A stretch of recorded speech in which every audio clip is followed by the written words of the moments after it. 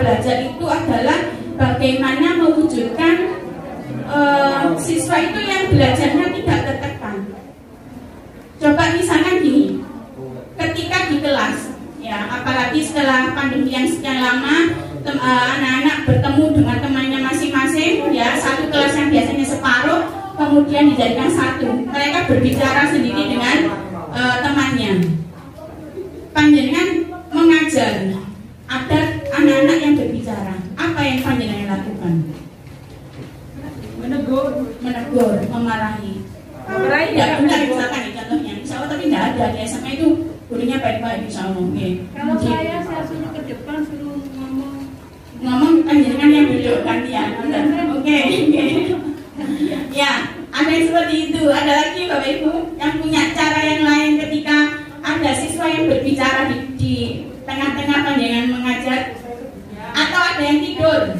Kira-kira apa yang dilakukan? Gurunya itu tidur juga. Oke. Nah, mungkin bermacam-macam hal. Ya, tentu saya yakin 100% bahwa tujuan kita itu baik. Ya. Agar anak itu mendengarkan, agar anak itu kalau jangan bisa, agar anak itu nanti sukses misalkan. Nah, tetapi tidakkah kita tahu bahwa kita itu kondisi kerson, ya. Di sanalah kemudian yang diinginkan kemerdekaan belajar Indonesia. Mungkin di antara anak-anak yang tidur itu ternyata tadi belum sarapan. Mungkin di antara anak-anak yang tidur itu tadi dia punya masalah, habis dimarahin orang tuanya, ya kan? Atau di antara anak-anak itu ada yang sedang kepikiran tidak bisa mengurus orang tuanya misalkan. Nah, tapi kan kita tidak mau tahu, ya kan? Pokoknya kita tahunya maunya kita mengajar, kamu mendengarkan, ya. Maunya saya ulangan, kamu nilai baik. Nah, di sanalah kemudian konsep merdeka belajar. Jadi bagaimana sebenarnya siswa itu lahirnya, ya. Siswa itu semua insya Allah anak-anak itu lahir sudah mempunyai potensi. Tetapi seringkali potensi itu tidak tumbuh dengan baik karena dikendalikan oleh kita sendiri. Ya, maka tugas kita adalah bagaimana menebali. Nah, kalau filosofi Ki Hajar Dewantara yang kita pelajari, tugasnya guru itu adalah menebali potensi-potensi yang sudah dimiliki oleh anak-anak. Itu yang seringkali kita berikan. Kita kan menganggap mereka tidak bisa, padahal belum tentu. Nah, pada kesempatan kali ini teman-teman akan menyampaikan secara bergantian. Nah ini, tujuan dari Merdeka Belajar.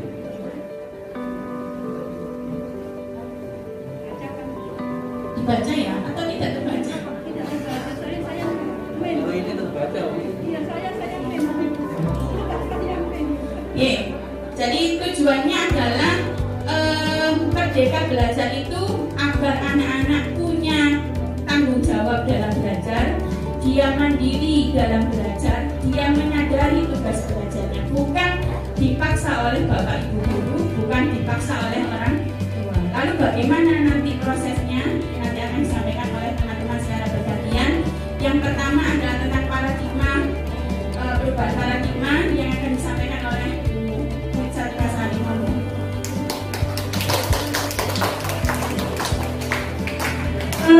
sebelum saya berbagi, ada sedikit semacam stimulus dulu agar kita tahu ilmu yang kita dapat selama beberapa bulan ini. Monggo Pak Rizal.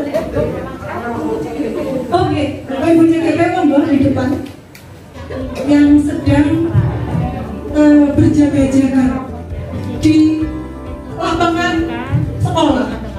Nah, guru kita ini ada 5 dengan karakter yang berbeda-beda. Ada guru pemarah, ada kawan-kawan. Oke.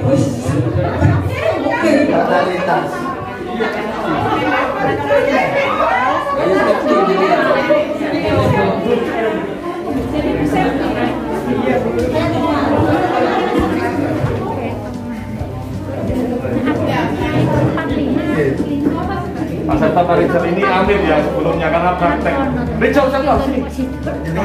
Oh iya. Jauh tak. Jauh tak sini. Kenapa telat? Kenapa telat? Begadang. Kenapa harus begadang? Begadang. Kalau kamu kenapa telat? Ya ngonten Pak konsep ya. Ini guru yang masak. Apa? Dona, kamu lagi yang telat. Kamu nggak kasih sama besar itu. Bentino dicelui wakasis papan maju gara-gara kamu telat. Kesana ngomongnya ke lari kelas kurek. Masuk bentino permisi surat perjanjian terus. Tiba-tiba turis kan sudah pernah memberitahu kalau terlambat itu pasti ada masalah. Kemarin kan juga sudah terlambat. Sebenarnya nggak sampai hati kalau harus dihukum, tapi tolonglah juga kasihani kami sebagai guru privat. Nanti kalau ada kekurangan dari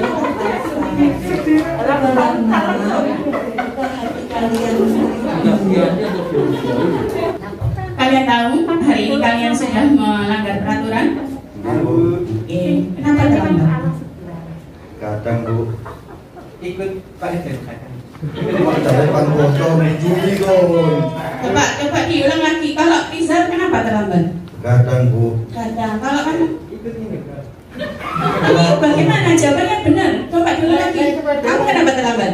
Kadang Bu. Kadang. Kalau Septa Ini sepeda sama ini. naik sepeda sama Rizal sehingga itu terlambat. Gimana? Sudah tahu kan aturannya kalau terlambat diapakan? Dihukum. Ya hukum. Hukumannya apa? Ulang. Saya Rizal, sudah berapa kali terlambat ini Pak? 5 kali. 5 kali. Kalau sudah 5 kali, berarti apa? Kenapa kok sampai terlambat 5 kali? Ya. Tidurnya kemalaman. Tidurnya kemalaman. Iya, Rizal? sehingga subuh tidur. Oh, subuh kali. Kalau Rizal? 14 kali Bu. Berarti mana Saya. pelanggaran sudah berkali-kali kalian lakukan. Kalian tahu nggak itu apa namanya? Kalian ini sudah melakukan apa? Yang kalian perbuat itu menurut kalian bagaimana? Perbuatan kalian Melanggar Bu. perbuatan melanggar, baik atau tidak? Tidak baik. Oke, kita dengarkan beliau-beliau ini kan sebagai alumni UR kita. Kira-kira testimoninya seperti apa ketika dihadapkan pada 5 karakter guru itu menurut jenengan itu yang membuat Anda nyaman sebagai murid itu di karakter yang mana? Guru siapa? Guru siapa? Pasti Pak Muhlis. Pasti Bu Tina. Sampai guru siapa Mas?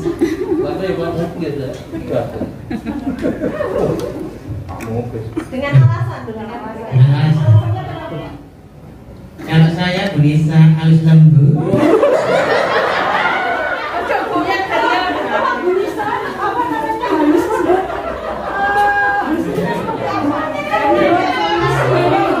Ya, kenanya pelan-pelan, halus, kena di hati. Kayak isu Bu. Kenapa kok bisa begini? Begini. Begitu.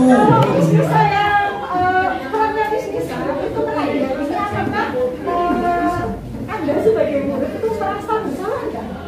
Ya bersalah Bu.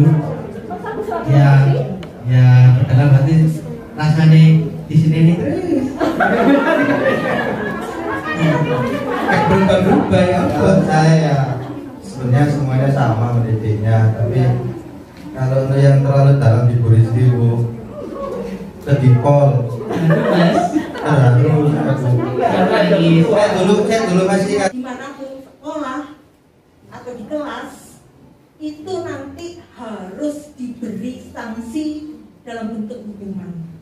Nah, paradigma inilah yang kadang masih kita lakukan Bapak Ibu. Padahal menurut KHD justru siswa itu menjadi jauh jaraknya dengan kita. Jadi kita harus berupaya merubah paradigma sanksi dengan hal-hal yang menjadikan siswa itu terbuka hatinya untuk melakukan tindakan yang lebih baik lagi. Seperti contohnya tadi sudah ada beberapa karakter seorang guru ya, dalam menangani pelanggaran pada siswa. Ini siswa akan membaca sendiri, akan bersikap sendiri, mana kira-kira penanganan yang akan menurut dia itu lebih mengena. Jadi disiplin itu identik dengan tata tertib, betul.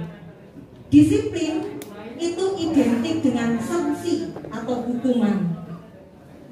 Disiplin itu identik dengan kepatuhan dan kadang membuat siswa menjadikan ketidaknyamanan. Nah, bagaimana cara kita sebagai guru itu mendisiplinkan siswa atau murid, tetapi dengan cara siswa itu tidak menjadikan dia terpaksa untuk merubah, tapi dengan kerendahan hatinya dia akan merubah sendiri. Ya. Misalkan salah satu contoh disiplin tidak harus akan ketertiban masuk sekolah atau di kelas. Bisa juga pada waktu ujian. Pada waktu ujian, seorang guru tidak harus berada di depan meja siswa, sehingga siswa menjadikan guru ini sebagai satpam yang membuat dia menjadi tidak nyaman. Akhirnya banyak hal yang terjadi. Bisa jadi siswanya menjadi tidak bisa konsentrasi karena ada beberapa tipikal siswa cara berpikirnya seperti itu. Jadi bagaimana kita merubah siswa itu mengerjakan ujian atau ulangan atau apapun tanpa harus kita menunggu atau menjaga di depan kelas, mengawasi. Nah, siapa yang bisa mendisiplinkan seorang murid atau siswa? Yang pertama, otomatis guru. Yang kedua, kepala sekolah beserta staf. Kita ambil orang tua atau wali murid untuk mempunyai andil dalam pendisiplinan anak atau putra-putrinya. Dan murid itu sendiri yang harus punya jiwa atau rasa bahwa dia harus mengikuti alur disiplin itu dengan tidak ada keterpaksaan. Disiplin positif, di mana disiplin itu adalah suatu pembelajaran. Jadi belajar, kita mulai belajar, kemudian menurut Ki Hajar Dewantoro, disiplin itu harus datang dari diri sendiri, kemudian menggali potensi dengan mencari tujuan, dan hukuman itu adalah alternatif terakhir. Diupayakan tidak ada hukuman, tapi dengan kesadaran diri sendiri, siswa akan mendisiplinkan diri sendiri. Nah, merdeka belajar itu tidak hanya terlepas dari perintah seorang guru, tapi juga harus cakap memerintahkan diri sendiri. Itu salah satu dari filosofi KHD. Ya, demikian pemaparan saya. Untuk berikutnya akan dilanjutkan oleh teman JGP satunya. Pernah mendengar ada kata keyakinan kelas, Bapak Ibu? Belum ya? Kira-kira apa keyakinan kelas? Kalau apa namanya dari kata-kata aja, keyakinan kelas. Kira-kira apa itu? Yakin di kelas. Apalagi kesepakatan. kesepakatan. Ada kesepakatan di kelas. Oke. Salaman. Ada apa? Salaman. Salaman. Oh, karena keyakinan berarti salaman. Coba Bu Sari selanjutkan. Nah, coba kalau kita ngomongin tentang keyakinan, kalau ditanya, kenapa sih harus ada keyakinan kelas, bukan peraturan saja? Tadi kan Bu Rizky ngomongin tentang peraturan disiplin, hubungannya dengan hukuman ya. Sementara ini yang kita lakukan, disiplin itu identik dengan hukuman, padahal kan tidak harus dengan menghukum. Maka di teori kontrol tadi, hukuman itu ditiadakan atau alternatif terakhir itu di teori kontrol. Makanya perubahan paradigma yang harus kita lakukan salah satunya adalah itu. Nah, mengapa menurut jenengan kita kok kalau naik motor harus lengkap bawa SIM, pakai helm dan lain-lain, nggak kayak gambar yang kedua? Menurut Bapak Ibu kenapa?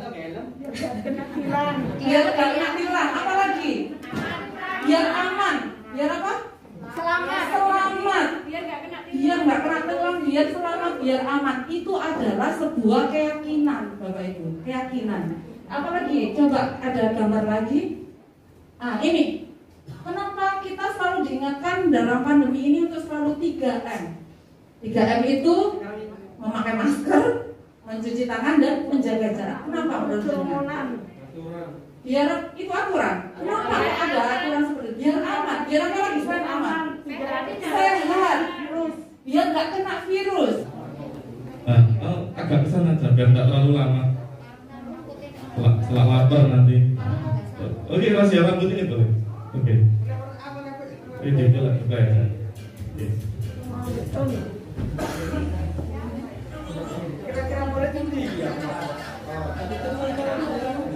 Jadi kelucuan murid kita kalau sedang dirazia. Wah, ada Gus Han nih misalnya.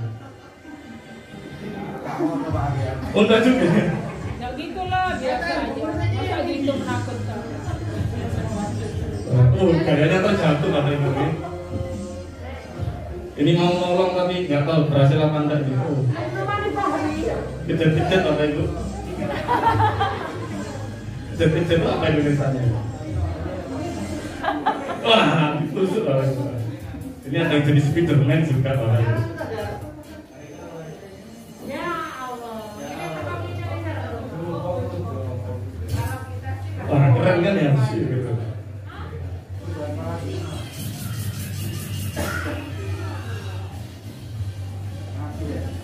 Sangat gaya Bapak Ibu, anak-anak kita tuh ekspresif gitu.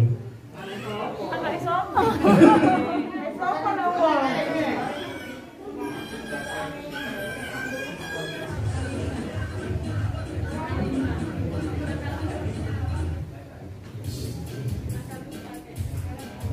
Kalau agak kebicara kan boleh biar nggak terlalu lama. Terakhir aja.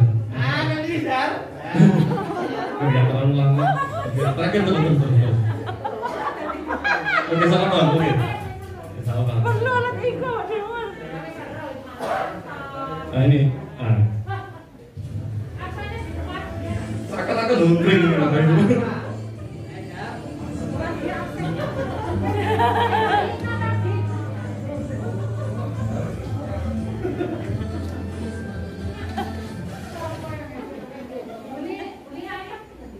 Dan yang terakhir ini yang lucu Bapak Ibu. Ini sama-sama gak lucu nih.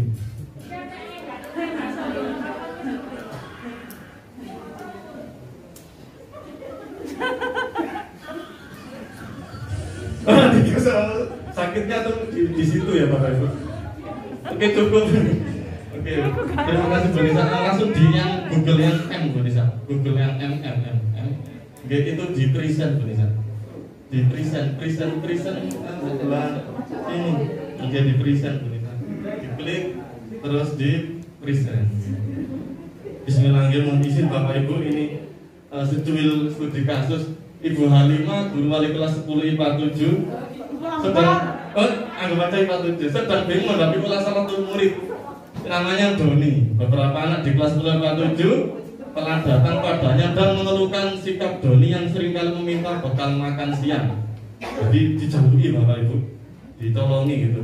Jika Anda menghadapi situasi seperti Ibu Halimah, anggap aja Ibu Halimah ya, apa yang akan Anda lakukan? Menurut Anda kira-kira apa alasan Doni melakukan hal itu, Bapak Ibu? Nah, ini saya mohon sharing ya Bapak Ibu, mungkin salah satu dari Bapak Ibu bisa menjelaskan kenapa Doni melakukan hal tersebut. Kalau nggak ada yang ngajuk, biasanya saya di kelas itu pakai lagu Bang Bangtut Cendelo Lawan, nggak buahan lagi. Kira-kira kenapa buahan? Muridnya itu menyolong makanannya temannya. Doni nggak bawa bekal dari rumah. Nggak bawa bekal. Dipanggil dulu. Dipanggil dulu. Kenapa kok melakukan itu? Oke, dipanggil dulu. Sopo mari ngentut ditembak rojo tua ibu. Siapa itu? Sebelahnya Budi, depannya Bu Arida itu siapa? Oh, Bu Rani. Bu Rani kira-kira apa? Kenapa kira-kira Doni sangat menyolong makanan temannya, mengambil makanan temannya waktu siang ini kira-kira? Menurut Bu Rani? Karena dia lapar, terus dia tidak punya bekal. Oke, mengambil dari temannya, begitu ya. Tua kaji rambutnya karek siji. Apa Elik? Pak Elik, kira-kira kenapa sampai mengambil makanan temannya Pak Elik? Ini anaknya ini. Karena lapar, berangkatnya kepagian. Lapar karena kepagian, 6:30 masuknya ya Pak Elik ya. Nah, mungkin masuknya bisa dipersiang Pak Elik. Oke Bapak Ibu, terima kasih atas jawabannya ya. Semua jawaban itu benar kalau menurut saya Bapak Ibu. Nah, karena itu indahnya perbedaan. Nah, mohon izin ya Bapak Ibu, ini saya nyampaikan materi kebutuhan dasar.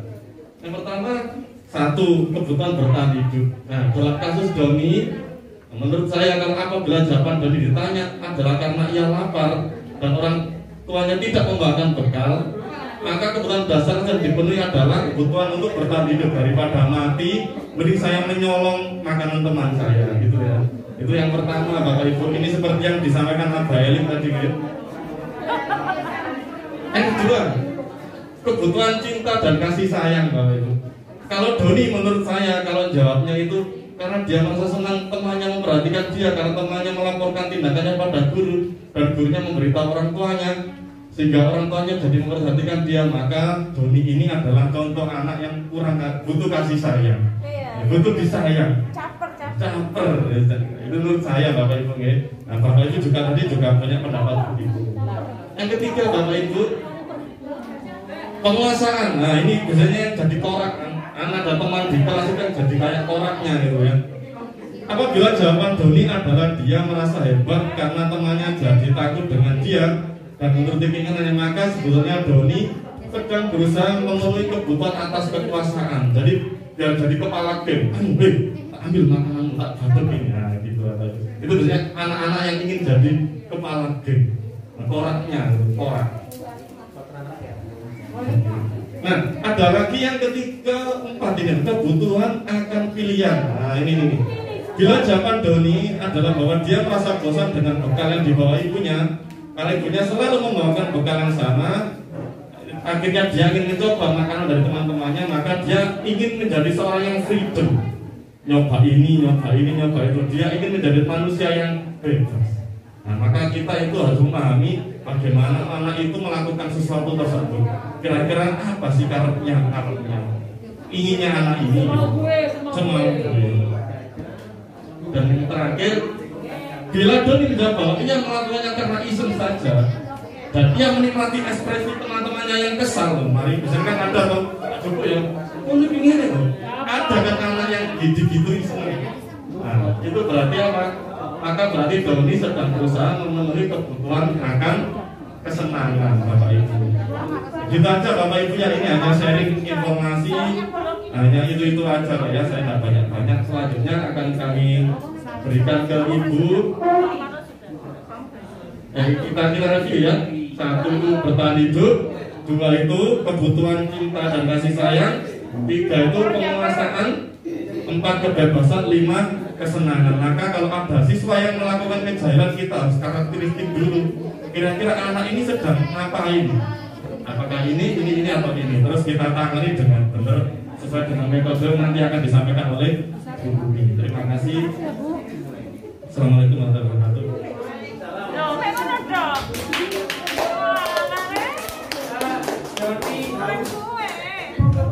Apa?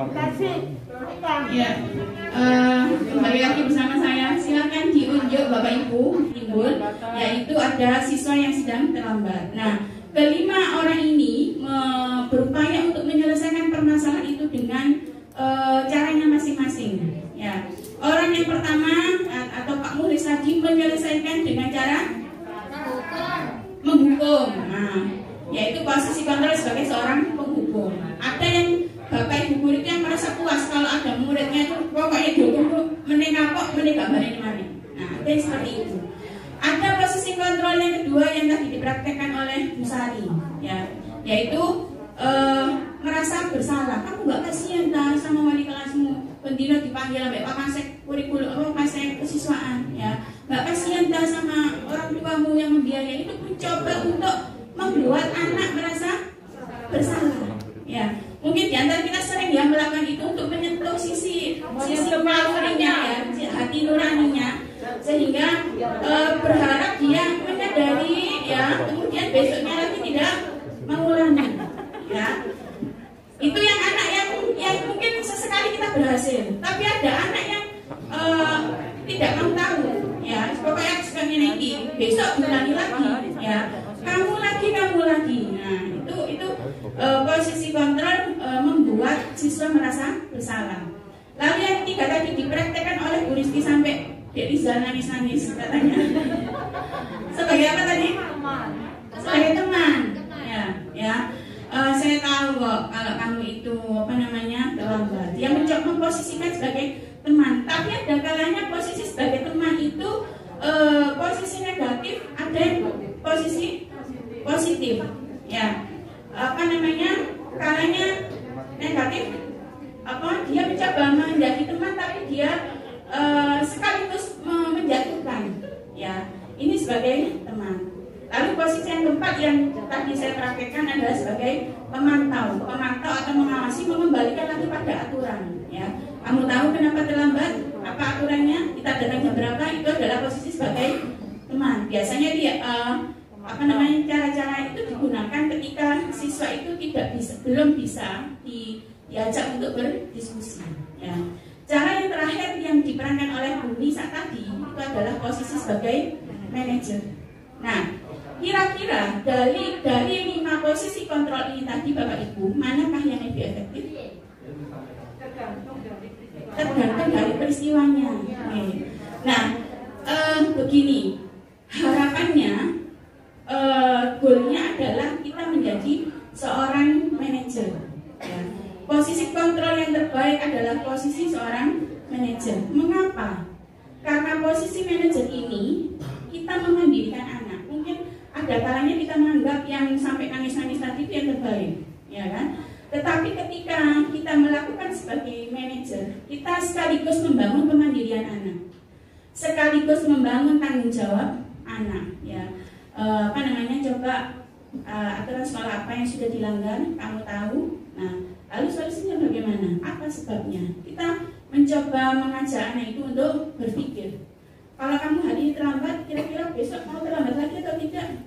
Tidak, Bu. Atau nyonak sih mau kan udah mau, Bu, misalnya. Nah, itu berarti butuh panggilan orang tua.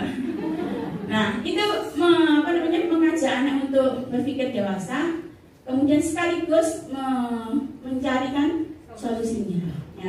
Maka di antara kelima posisi kontrol ini mana yang paling baik, ya? Yang paling baik adalah yang manajer yang terakhir. Kenapa? Karena di sanalah kemudian kemerdekaan belajar anak itu dibangun, ya. Jadi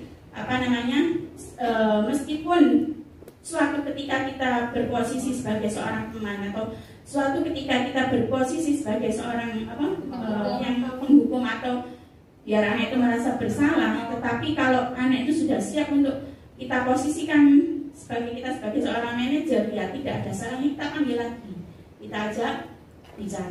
Nah, ada yang namanya segitiga restitusi Bapak Ibu, ya.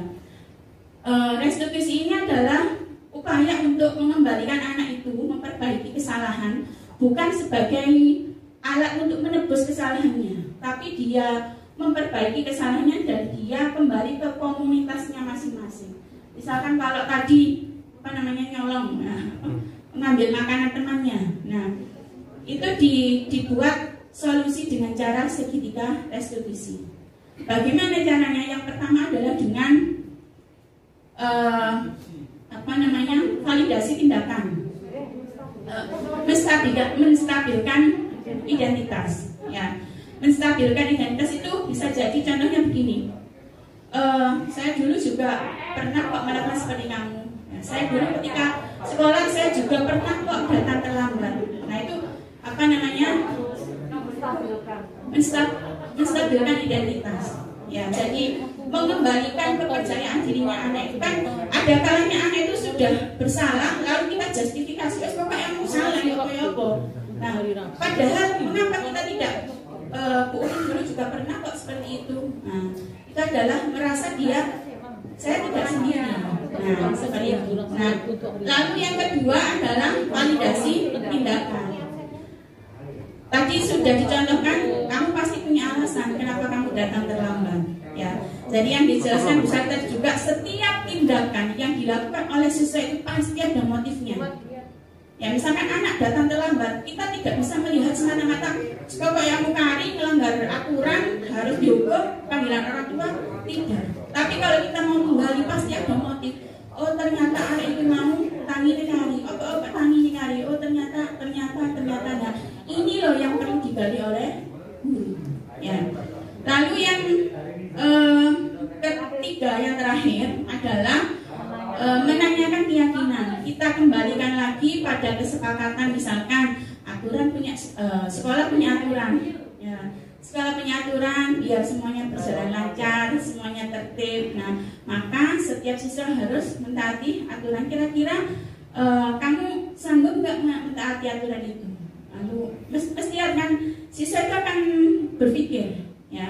Maka harapannya dengan segitiga restitusi yang sudah dilakukan, ya, tentu ini adalah satu kesepakatan yang dibangun, ya, oleh guru dengan murid, bukan untuk menebus kesalahannya, tetapi agar dia bisa kembali ke komunitasnya dengan baik. Kan ada siswa yang seringkali terlambat, akhirnya dicap terlambat oleh teman-temannya satu kelas, atau dijustifikasi oleh bapak ibu guru, mesti ada itu terlambatan, mesti pokoknya tak titeni. Nah, itu mengembalikan ke komunitasnya lagi dengan cara apa? Segitiga restitusi. Ya, mungkin itu bapak ibu yang bisa kami sampaikan.